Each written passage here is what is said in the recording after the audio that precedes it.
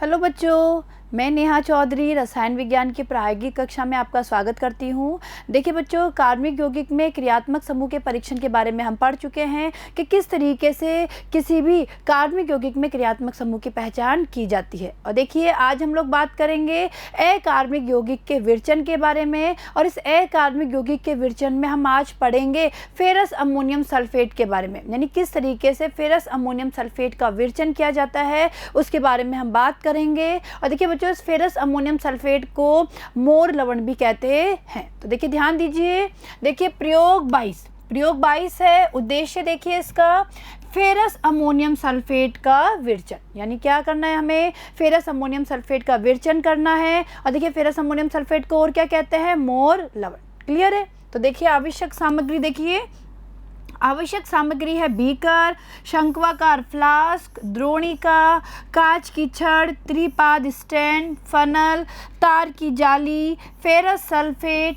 Ammonium sulphate, तनु sulphuric अम्ल और ethanol. तो देखिए बच्चों, ये क्या हो गए, ये आवश्यक सामग्री हो गई जो हमें पता होना चाहिए। आगे देखिए, अब देखिए बच्चों सिद्धांत क्या है। देखिए, जब फेरस सल्फेट और अमोनियम सल्फेट के सममोलर मात्रा युक्त मिश्रण को इनके विलयन में क्रिस्टलित किया जाता है तो द्विक लवण बनते हैं। देखिए जो समझिए यहाँ पर भाई होता क्या है, फेरस सल्फेट और अमोनियम सल्फेट की जब सममोलर मात्रा को इनके मिश्रण में क्रिस्टलित किया जाता है तब फेरस अमोनियम सल्फेट का निर्माण होता है। और ये फेरस अमोनियम सल्फेट क्या है, द्विक लवण। क्या होता है देखिए बच्चों, ये द्विक लवण होता है। और देखिए अभिक्रिया से समझिए वहाँ पे क्या अभिक्रिया होती है। देखिए FeSO4 ये तो हो गया फेरस सल्फेट, और देखिए NH4 का होल ट्वाइस SO4 ये हो गया अमोनियम सल्फेट। ठीक है, फेरस सल्फेट है और ये अमोनियम सल्फेट है, प्लस 6 H2O। ठीक है भाई, इसके हम विलयन की बात करें और ये विलयन बनता है जल में।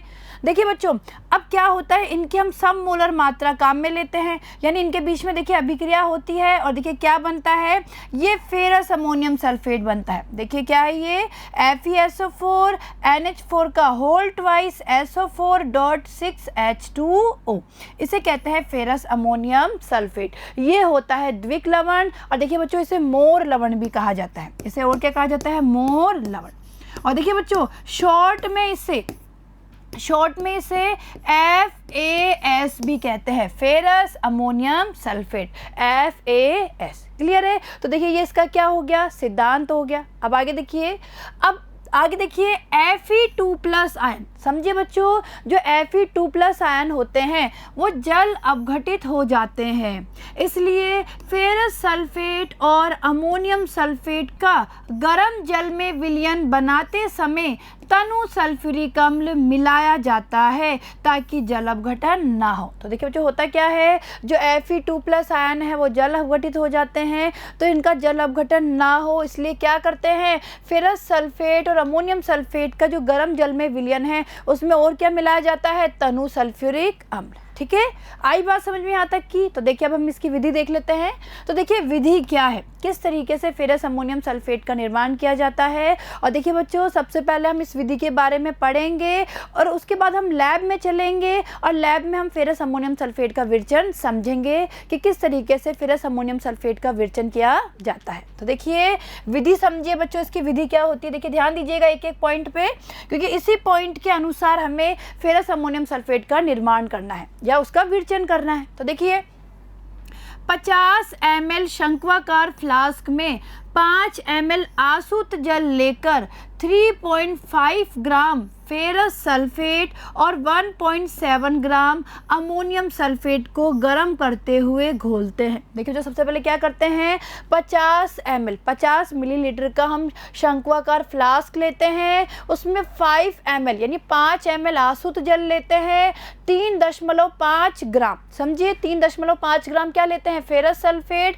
और 1.7 ग्राम क्या लेते हैं, अमोनियम सल्फेट। ठीक है, और इन्हें हम क्या करते हैं, गर्म करते हुए घोलते हैं। आसुत जल जो डिस्टिल वाटर होता है उसमें हम गर्म करते हुए घोलते हैं। आगे देखिए, फ्लास्क में 0.5 ml तनु सल्फ्यूरिक अम्ल मिलाते हैं। भाई हमने पढ़ा था ना कि भाई जो Fe2+ आयन होते हैं वो जल अपघटित हो जाते हैं, तो जल अपघटन को रोकने के लिए हम क्या मिलाते हैं, 0.5 मिलीलीटर तनु सल्फ्यूरिक अम्ल मिलाते हैं। आगे देखिए, अब उपरोक्त विलयन को क्रिस्टलन बिंदु तक गर्म करके सांद्रित करते हैं। अब देखिए इस विलयन को हम क्रिस्टलन बिंदु तक गर्म करते हैं और फिर इसका क्या करते हैं, सांद्रण करते हैं। आगे देखिए, अब मिश्रण को कक्ष ताप पर धीरे धीरे ठंडा होने देते हैं। ठंडा करने पर फेरस अमोनियम सल्फेट के हल्के हरे रंग के क्रिस्टल प्राप्त होते हैं। तो देखिए, तो जैसे हम इसे धीरे धीरे ठंडा करेंगे तो वहाँ पे क्या होता है, फेरस अमोनियम सल्फेट के हरे रंग के क्रिस्टल बनते हैं। ठीक है, यानी हमें हल्के हरे रंग के क्रिस्टल प्राप्त होते हैं। मात्र द्रव को निथार कर क्रिस्टल को 1:1 आसूत जल और अल्कोहल के मिश्रण की थोड़ी थोड़ी मात्रा में धोते हैं। अब क्रिस्टल को निस्यंदित करके, देखिए बच्चों निस्यंदित का मतलब होता है छानना, है ना, फिल्टर पेपर की सहायता से छानना, फिल्टर पत्र की सहायता से।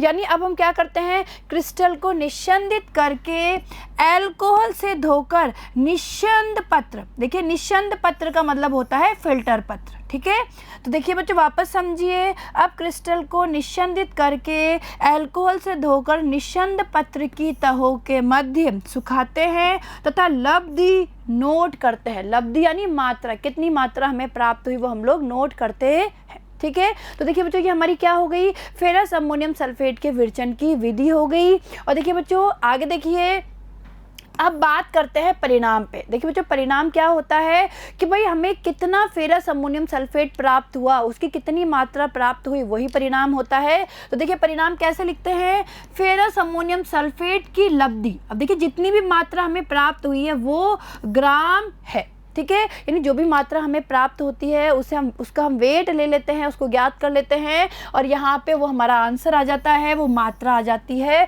कि कितना फेरस अमोनियम सल्फेट बना है। क्लियर है, तो आई बात समझ में कि किस तरीके से फेरस अमोनियम सल्फेट का विरचन किया जाता है। तो देखिए बच्चों अब हम लैब में चलते हैं और फेरस अमोनियम सल्फेट के विरचन की विधि को समझते हैं।